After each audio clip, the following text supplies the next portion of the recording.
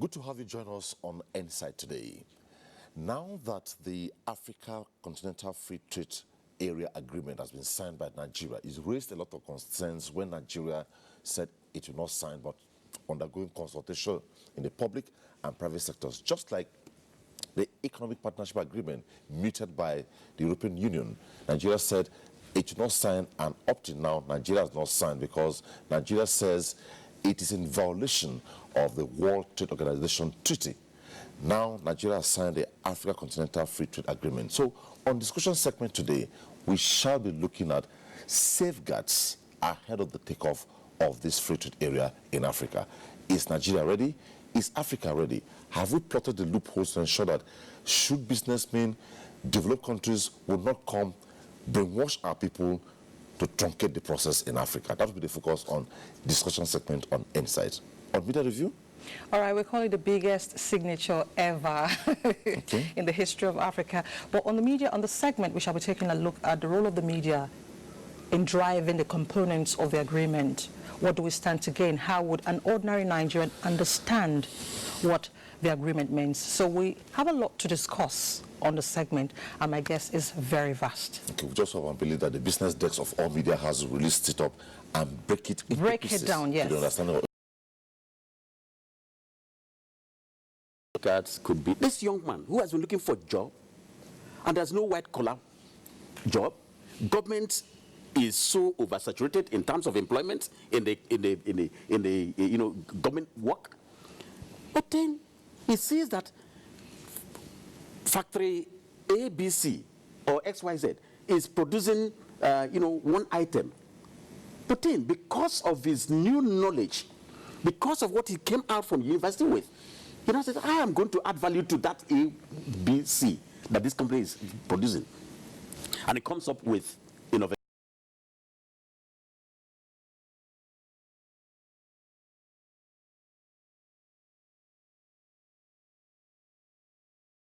Okay. And, because such innovation is what is needed that will create great market for that particular company, okay, the company quickly receives him. He becomes an employee already. If not so, he can sell what he has, the intellectual property he has, to that factory and make money. These are opportunities there. But there's something that is very important that we need to look at there. When we're talking about population of people that would, latch into the agreement, into the opportunities there. Every country where you go to in Africa, you must find Nigerian traders. Okay. In their thousands, if not millions. Okay. Now, if that is the case, they must be used by government as ambassadors of this AFCFTA. Okay. And that's one idea that I think that the president would need to initiate a meeting between the presidency and Nigerian traders. Let's sit down and dialogue. There are things that these traders will let the president know, or whoever the president, identifies as his representative, that the government do not know. Okay. And these are the keys that will help us to take over. And we can come from another point of view. Yes. Establish that this point of view is validated, The fears over trade war between China and U.S. For me, what I'm seeing is opportunities. Okay. Because what it means is that U.S. is scaling up tariffs on China products. Because, again, rule of origin, U.S. is aware of where the products are coming from and is sanctioning the product more or less, directly or indirectly. Now, what you see going forward, if this war is sustained, are companies producing those products, in China, relocating to more amiable, mitigating jurisdiction to produce same and export. What if there are no laws to check them? No, they are not. We are not talking of loss now. We are talking of opportunities. No laws in place to sanction those who will attempt to do by fears. No, you don't. What I'm saying is this. Yeah. I've even moved from AFCTA to the trade war between China and US, where US is premeditatively sanctioning China for so many reasons.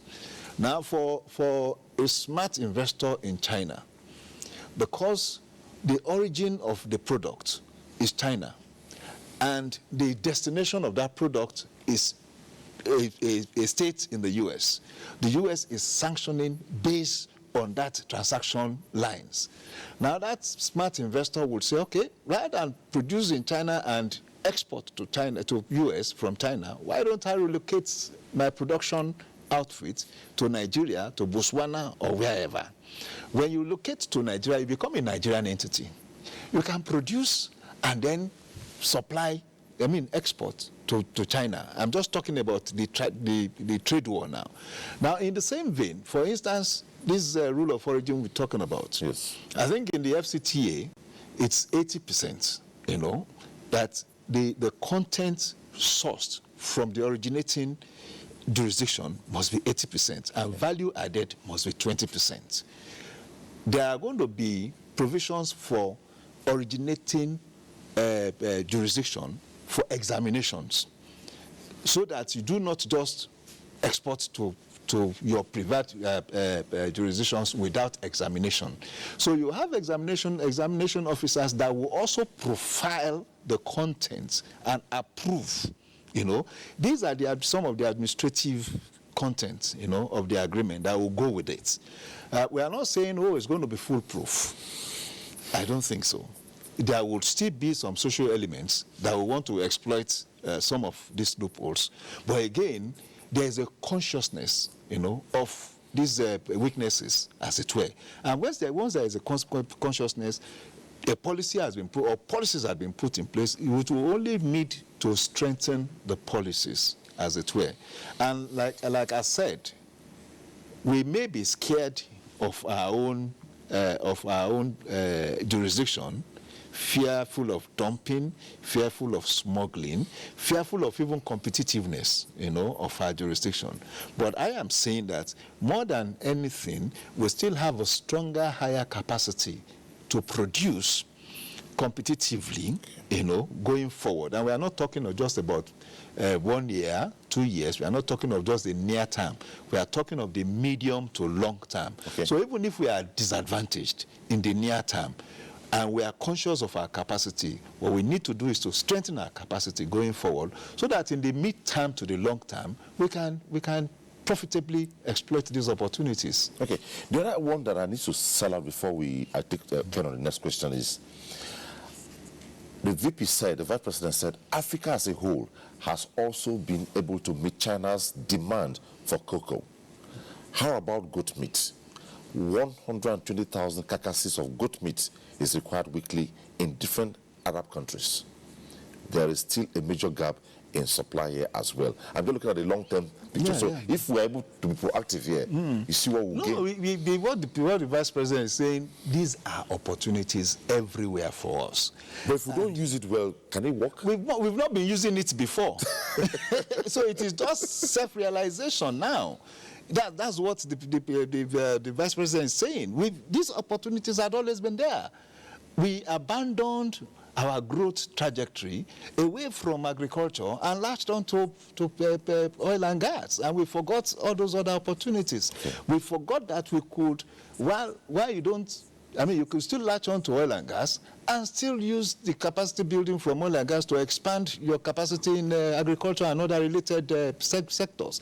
And that is what the Vice President is saying. Okay. I would not, people that are talking of diversify away from oil and gas, I say no, you diversify in addition to oil and gas. We are yes an oil producing country, but we are more of a gas producing country, and we have not even exploited 20% of our gas reserve. And that is where the world is going. There are clear moves against our oil. There are clear moves against oil production, as it were, either through the shale production or even through diversification to electric-powered vehicles and other technologies. So you could see, going forward in 20, 30 years, there are predictions that use and demand of oil would fall, but not gas. gas is not threatened, as it were. So, which means that we need to start moving our attention to how we want to exploit and, of course, export our gas. Now, that is. It's now looking at our trade policy and, producing all the necessary documents that we need to produce, while the government is also looking at. But we are going to look at hydrocarbons. We are going to look at, how we can produce some of those ones, the gas that we aside. In ensuring that the populace, Africans, Nigerians, as it were, get to know all these noble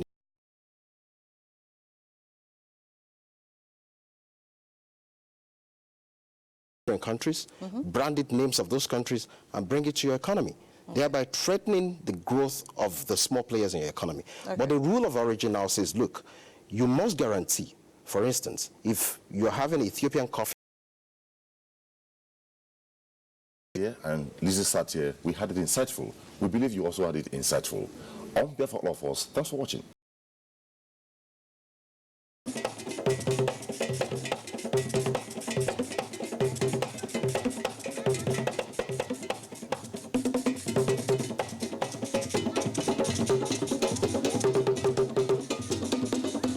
Of course, palpitation by those in flood-prone areas. Flooding has become as it like this every year.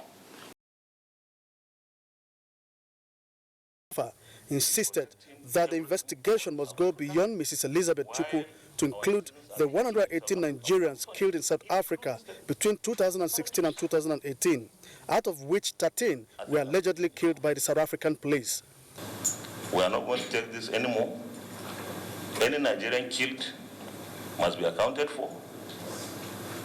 We are going to write the names of all Nigerians killed in South Africa, 118, from the time the first killing started to the last. Senator Lawan reminded the South African delegation of the role Nigeria played during the apartheid period. As a country,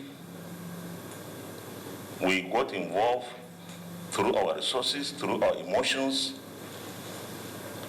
and ANC declared Nigeria a frontline state, even though we have no contiguity.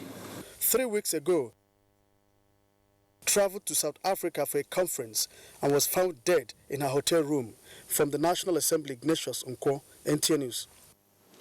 The Speaker of the House of Representatives, Femi Gbajabiamila, says the National Assembly will ensure adequate budgetary provision for the development of areas affected by banditry and other forms of criminality in Zamfara State.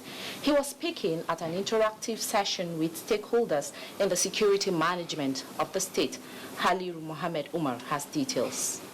Zamfara State has over the years suffered from armed banditry, kidnappings and cattle rustling, which resulted in monumental loss of lives and property. This prompted the Speaker of the House of Representatives to visit the state for an interface with stakeholders with a view to finding lasting solution to the lingering crisis.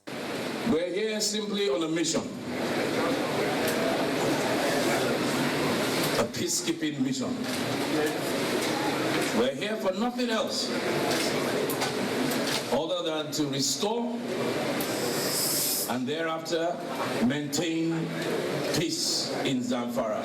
The Speaker commended the state governor for the peace initiative adopted by his administration, which according to him is yielding positive result. Zamfara State Governor Bello Muhammad noted that arrangements have been concluded for the establishments of 3 Ruga settlements as a means of restoring peace and stability in the state. I would like to use this opportunity to appeal to Mr. Speaker to come to the aid of Zamfara State in liaising with the leadership of the Senate for the immediate release of the special federal government intervention fund of 10 billion. Leaders of the warring parties who spoke at the event also embraced each other as a mark of reaffirming their resolve to give peace a chance. The Speaker had during the visit handed over some released captives to the chairman, Zamfara State Council of Chiefs, for further action. He also donated 2 trailers of assorted rice for onward distribution to IDPs and other victims of banditry attacks in the state. In Gusau, Halil Muhammad Umar, NTA News. The presidency has noted public concerns on the unfortunate attack leading to the death of the daughter of the Afenifere leader, Chief Reuben Fasoranti. The senior special assistant to the president on media and publicity, Garba Shehu, in a statement indicated that the president has already expressed his heartfelt condolences to the family of Mrs. Funke Olakunri with a telephone call. The Vice President, Professor Yemi Oshimbajo, has in addition paid a visit to the grieving family in Akure, Ondo State. Her death is a tragedy, the statement adds, and that the thoughts and prayers of Nigerians are with her family. It is incumbent on all leaders across the country to consider their language and its potential consequences. Insecurity is an issue Nigeria must face together as one nation united. Times of tragedy like this is not the time for politics. It reveals only disrespect for the departed and her family.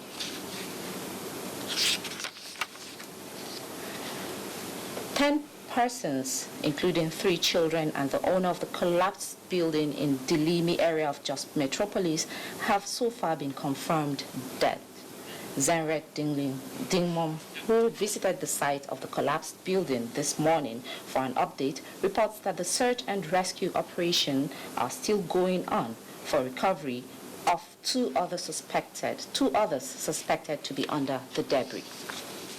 The building, which belongs to one Alhaji Rufai Nelele, houses his family, storage areas and a pharmacy, which at the time of the collapse had many people in it making transactions. According to eyewitnesses, the 2-year-old building, which had some cracks in it, was under renovations, and without any notice, it collapsed at about 4:15 p.m. All relevant stakeholders in disaster management are on ground monitoring the evacuation process to ensure all survivors are evacuated and given proper medical attention. The rescue operators are also giving their support in trying to assist to bring out the people that are trapped from the collapsed building. 3 people to the hospital. 1 is alive, but the other ones we don't know whether they are certified dead by the hospital, but we took them there. But we are yet to debrief and coordinate our efforts so that we know the total number of people that are being referred to the Ola Hospital. NTA News also gathered that the owner of the building alongside others are still trapped in the rubbles and are communicating with their neighbors and relations. In Jos, Zenred Dingmun, NTA News. Closely linked to the tragedy of building collapse is flooding, and I have in the studio the head environmental education Nigerian Conservation Foundation, Abidemi Balogun. You're welcome. Thank you for having me. What are the causes of flooding? Well, flooding can be caused by so many things. Flooding majorly for this part of the country is caused by rain, that's water. And one of the major leads of flooding is because there is no right passage for the water to flow through once there is heavy rain. Most of the houses being constructed do not have proper drainage system, and waste management also. Some people have the habit of, whenever it rains, they bring out their waste and then they pour it directly into the gutter that it will flow away. But unknown to them that plastics don't actually decompose, so it blocks the drainage and the water will overflow the drainage system into their homes. So majorly, flooding, we are major cause of flooding to us as a country.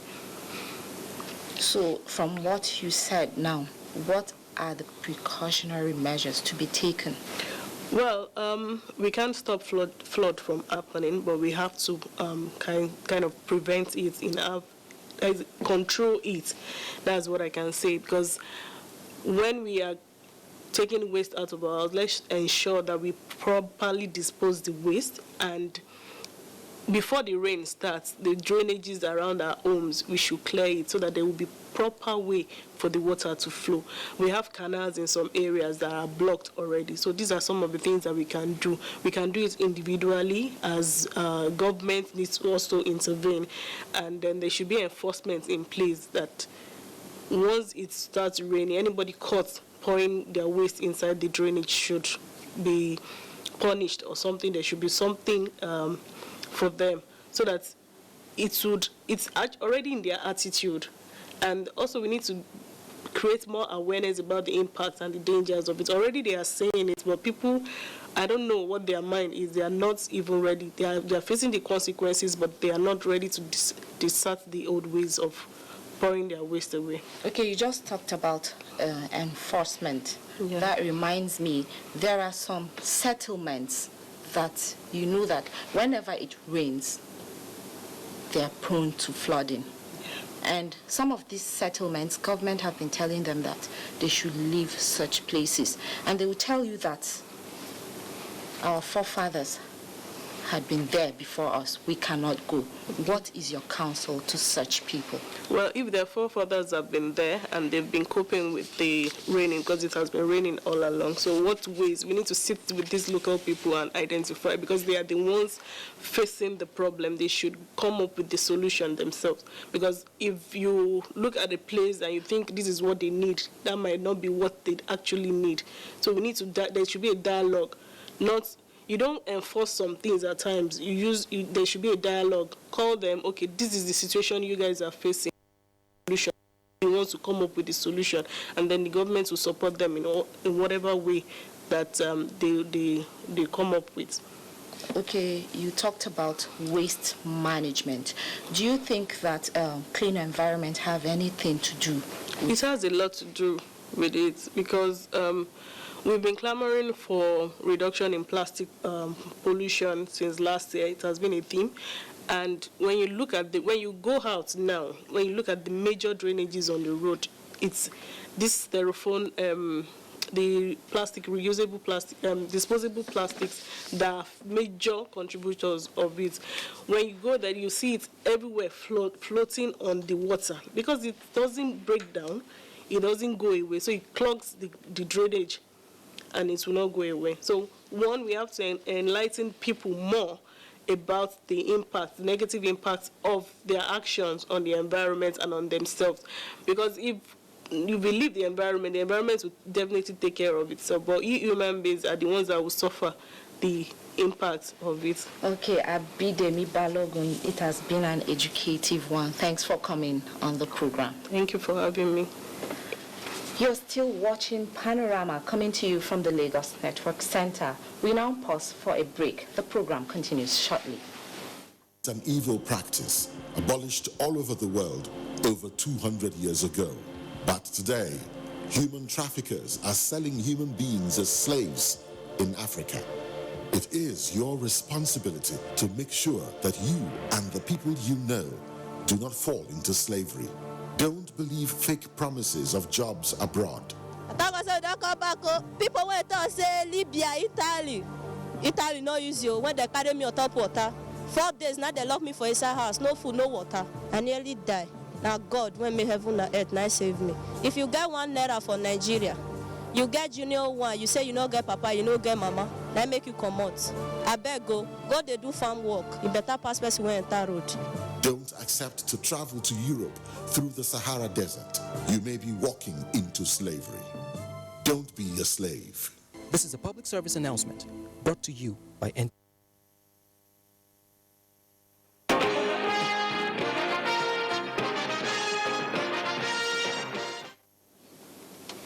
Thanks for being there.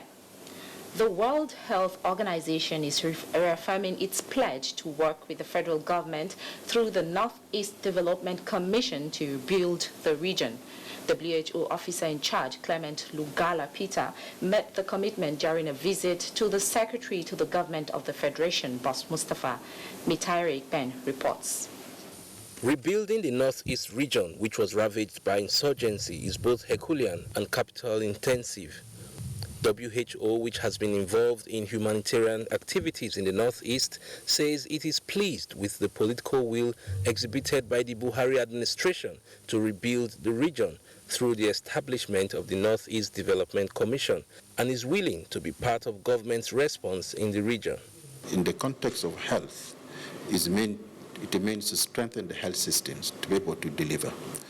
We see pockets of new displacements, which we try to address it, but I think working with the government to ensure that the health systems is built. And we believe that with the establishment of the Northeast Development Commission, we have one hope that would coordinate the activities of all the interventions that are coming from different international donor partners in the Northeast. Meanwhile, Bayelsa State Governor Sirake Dixon, who was among numerous visitors to the office, has described the reappointment of the SDF by President Buhari as a positive development. He appealed to politicians in the country to close ranks and work for national interest. We need to do more in terms of working, across party lines, supporting and encouraging one another, but also raising the vital issues. The SDF appealed to state governments to deepen democracy in the country by domesticating the developmental initiatives of the federal government. In Abuja, Mitaire Ikben, NTA News. The Presidential Election Petition Court has resumed hearing on the petition of the People's Democratic Party and its candidate Atiku Abubakar.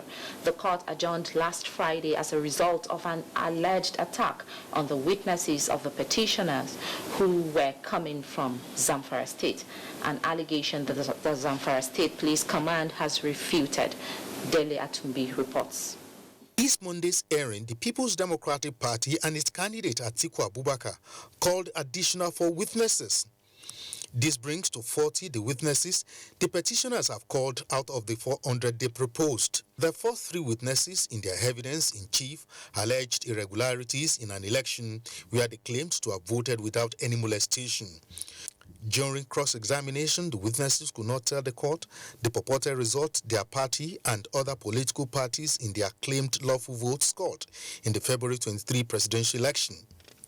One of the witnesses who alleged vote buying and overvoting also admitted during cross-examination that he did not visit all the polling units but relied on the information provided by the polling agents who were alive but not in court to testify in the matter. The petitioners also tendered additional 48 documents as well as asked for the leave of the court to present documentary evidence through their star witness, who is the spokesman of Atiku Abubakar. Counsel to the respondents, Alex Exion, SAN, for President Muhammadu Buhari, Niyi Akintola, SAN, for the APC, and Usman Ustaz, SAN, objected to the admissibility of the evidence and the presentation of the electronically generated evidence in the open court. Relying on the Court of Appeal decision in Mimiko versus Oke, counsel to the respondents described the tendering of the documents as an ambush due to the fact that they were not front-loaded in line with paragraph 4 subsection CC of the first schedule of the Evidence Act.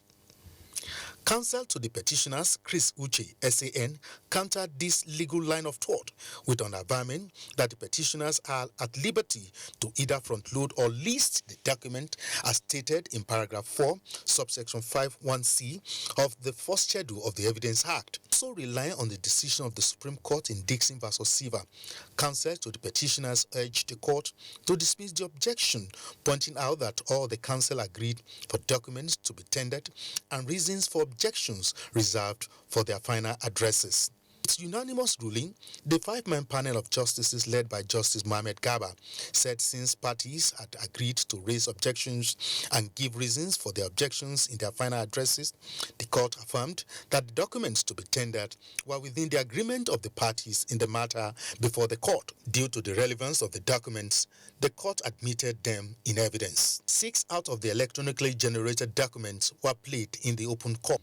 These included the statement purportedly credited to INEC chairman. The court admit penalty victory over Sahara Masters team of Bauchi in Series 2 at the Moshood Abiola National Stadium, Abuja. Having won Series 1 in Port Harcourt in April, Lagos